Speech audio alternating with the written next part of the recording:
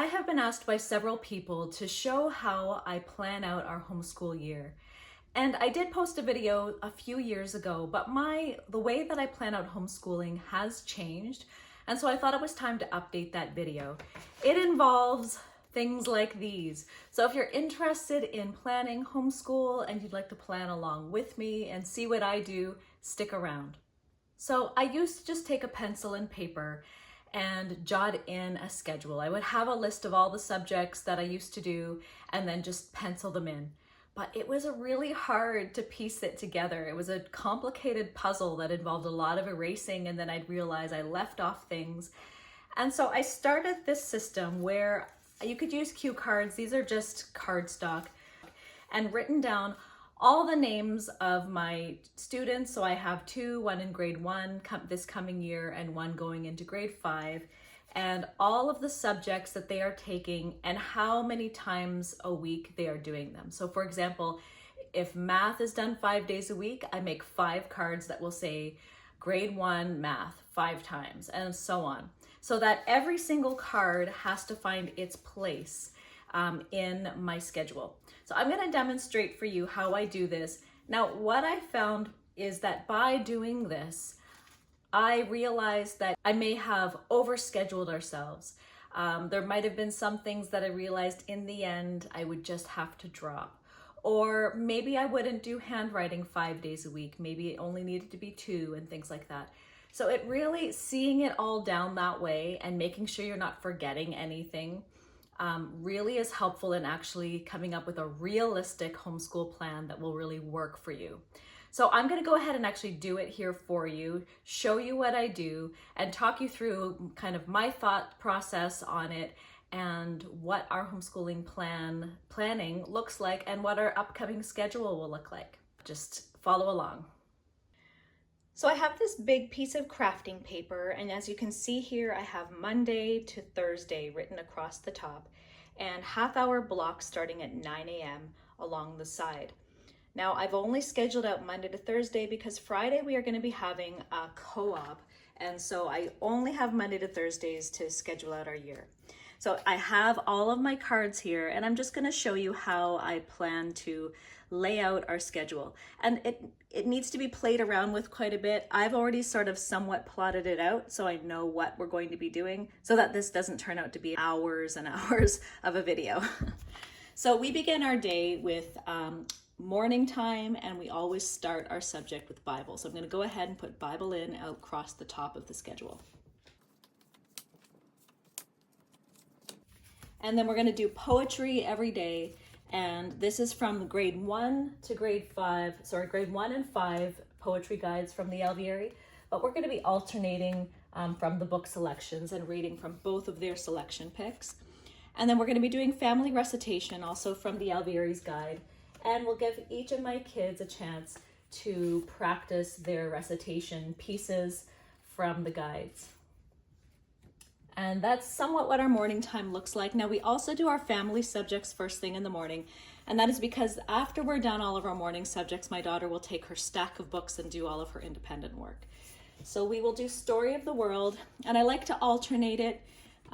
So Monday and Wednesday will be Story of the World, and then our science, which is the Berean Builders, will be Monday, Tuesdays, and Thursdays. Now, we also have a third day for science, and that will be at the co-op, but I didn't bother making a 5th column just for that one by itself. Now, we also do our French before my daughter goes off. So we do French together. So she will be doing French next, and there should be room to do it with the same time slot as Story of the World, because Story of the World doesn't take 30 minutes. So we'll be doing French 3 times, so along with science and French. And then we're also going to be doing the natural history from the Alvieri as well. I do have grade 5 on this, but we're going to be doing it for both of my daughters because they're great books. So they're the grade 5 picks, but we'll be reading it together as a family. So next, my daughter has to do first language lessons with me because it's still somewhat scripted. I'd love for her to be able to do it independently, but they schedule it out as a scripted thing and she can't just do it with her workbook. Actually, I'm going to skip a day, so I'll do Monday, Tuesday, and Thursday, so that she just has a day in between and then a day of review. Now, while I'm doing that, so that my daughter isn't doing nothing at all, she will go ahead and do some handwriting because it's independent. So she'll do grade 1 handwriting for each of those days. She can also do it here. Actually, I think that has to move down one, but I'll explain why in a second.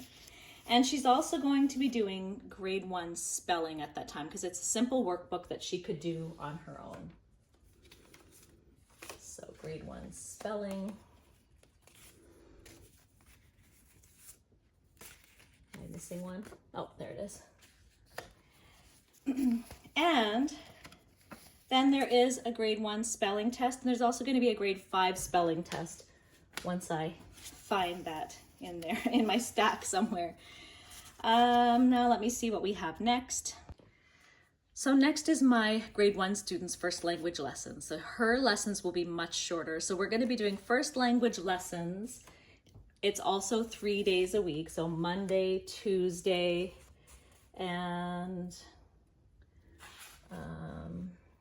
I think hers has to go down there. I'll find out in a moment.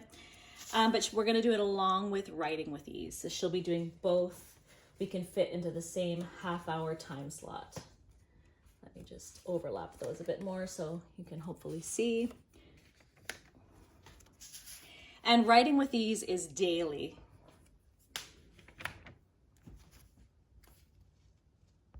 So while my daughter and I are working on first language lessons of writing with ease, my daughter will be doing writing with skill independently. So she doesn't usually do it at the table with us. She'll go somewhere quiet and work on her things. But I like to schedule our stuff all on the same page because it's easier to see what we're supposed to be doing rather than trying to look at 2 different schedules. And they sometimes don't overlap properly when you do it that way.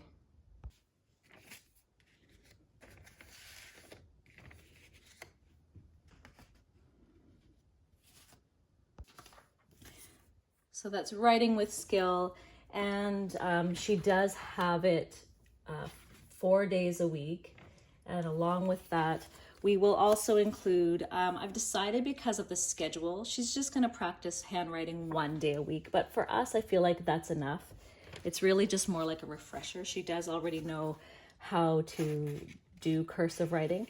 So it's writing with ease 4 days a week and writing with skill 4 days a week. So it's pretty complicated, but this does make it a lot easier. So I do have one extra grade 1 handwriting, and I realized that this one is going to go in here when my daughter is doing this first language lessons. And then we're going to, now I'm going to add in some of my daughter's other language arts stuff. So here is the creative writer by the Well-Trained Mind, and she will do that. I've decided once a week. We were going to do it twice a week, but again, as we looked at all the cards, they weren't quite fitting. Here is Wordly Wise. This one is meant to do again 4 or 5 times a week, but we just don't have enough space for it. Her writing, I put it in earlier, but I decided to take it out. I've popped it back in again. And then Wordly Wise again on Thursday.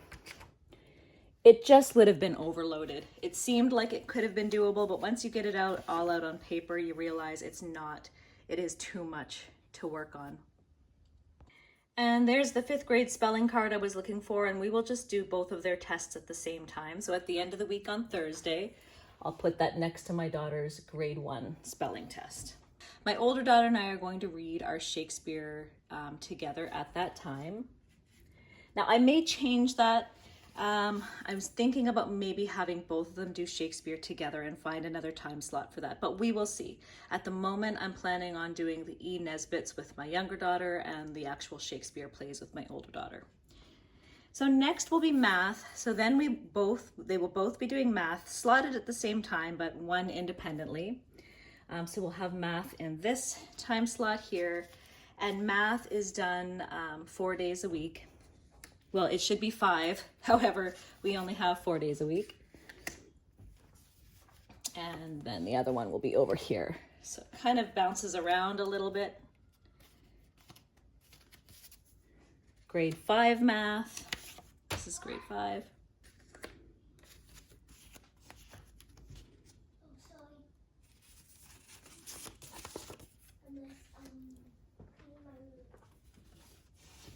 And grade 5 math over here. And while we're doing first language lessons on the Thursday as well, when my daughter does handwriting, normally she does spelling and handwriting, she's gonna work on her nature study drawing. So we'll slip that in here. Nature study drawing, you know, usually is more of a 10-minute exercise, so it's not a long thing. I should have made this paper much bigger than I thought this would be big enough. So you can see here we are only up to about 11:30. So we go from 11:30 till 12, and then from 12 until 1 we have a 1-hour lunch break. So before lunch we will be reading grade 1 Shakespeare, and that will be the E. Nesbits. Now I may just make this the spot where we read Shakespeare for both students. And you know what? I think I might just go ahead and do that because that's been on my mind. So see how things can just move around. I'm going to go ahead and put, it says grade 5 Shakespeare. Those are our Shakespeare selections. We're going to read that before lunch on Mondays. And that would have been where my daughter does her handwriting. And so instead I'm going to go ahead and put that in here. And her spelling, her grade 5 spelling, we'll put that in here as well. So on this time slot, they're both working on handwriting and spelling together. I really like doing Shakespeare together. It really worked out this past year. So that's what we will do. Let's see what's next. And I even made a card for the co-op science, but there's no Friday. So I'm just gonna stick that along the wall. That represents Friday. Now, before lunch as well, we're gonna go ahead and do our Canadian history. So I will be reading Canadian history with my grade 1 student, and my older grade 5 student will be reading that to herself independently on Tuesdays. And then on Wednesdays before lunch, I'll be reading grade 1 geography with my younger student, and my older daughter will be doing her grade 5 geography. After lunch, we will get a nice long break, and so it'll be time for reading practice. So we'll be doing grade 1 reading, phonics and readers at this time at 1 o'clock. And that, of course, again, doesn't take long.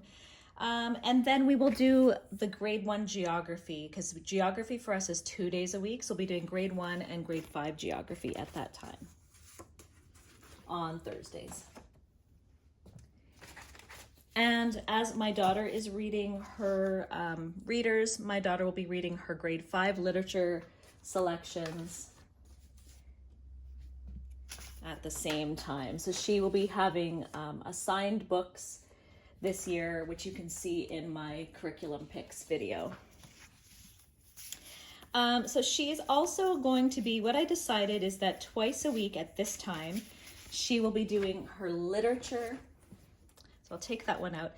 And also her Bible, her independent Bible reading, and she'll be reading the New Testament. So it'll be literature and then Bible and then literature. The final reading, because that last time slot is full, is going to go down one space. Grade 1 reading, grade 5 Bible. And then at the end of the day, we're going to be studying our artist study, and then our composer study. And of course, these things only take 5 minutes, so it's not really, and our handicraft on Wednesdays. And at the end of the days on Friday, my daughter will also have to do, now we may just figure out when she's gonna fit this in, but she also has Plutarch. This one I kind of forgot about, and, oh, wait a second. So again, as you can see, it's very complex. I'm gonna move these down. Actually, we'll move handicraft to Thursday at the end of the day. And in this spot here, we're gonna have the grade 1 literature reading, and grade 5 Plutarch, which is actually much smaller than I was expecting it to be. So I don't think that will be too much. And I think that might be everything. So let me give you a closer look. Of course, it can be moved around, but you can sort of get an idea of what planning, and this is just 2 students, what that might look like. And I have extra cards here in my hand. So you can see I didn't end up figuring out how to use them all, and that happens. So for Mondays, we have family Bible, poetry, recitation, story of the world, French, grade 1 handwriting and spelling, while we're doing grade 5 first language lessons, grade 1 first language lessons and writing it with ease as my daughter is doing her language arts independently, grade 1 and 5 math, the family Shakespeare just before lunch, my grade 1 reading and my grade 5 literature, and family time, which is the artist study. On Tuesdays, again, is the same morning time, except now we have family science, French, handwriting and spelling, first language lessons with my daughter that is scripted, and then everybody is doing language arts, everyone is doing math. We are doing Canadian history, reading, and my daughter's reading the Bible independently, and a composer study. And so, as you can see here, our end of our day is at 1:30 till 2, and we're done. Which is still a little bit of a long day, but we have been doing that this past year, and it's worked out fine. Morning time is the same, story of the world, natural history. We'll both be working on handwriting and spelling, math, working with language arts all together, one daughter independently, one with mom, geography, reading time and literature for my older daughter, and then grade 1 literature reading and Plutarch, and that's it. And then on Thursday, the same morning time, science, French, spelling tests, handwriting, and the rest of the first language lessons, along with the rest of our language arts, math, geography, grade 1 reading time, and grade 5 Bible, and handicraft. And then on Fridays is co-op. So all I would do after that is just plug everything into a chart I usually make on Microsoft Word, just a table, and print it out, but it makes it so much easier to lay it out this way than trying to type or backspace, erase, pencil it in, erase. You can just kind of move the pieces around like a puzzle piece. But that's all I have for you. This is pretty much how our year is going to look. I may have another video later on talking about other steps of planning. One thing I'd mention in this video now is that how I know how many days a week to do these subjects and how long it will take me is most curriculum will tell you, this should be done 5 days a week, 4 days a week. Or if it doesn't, for example, like science, you look at how many lessons there are or how many page numbers, and you would divide it up between how long you plan on doing it. If you just want to do it for 1 term or 3 terms, and how many weeks you think you have.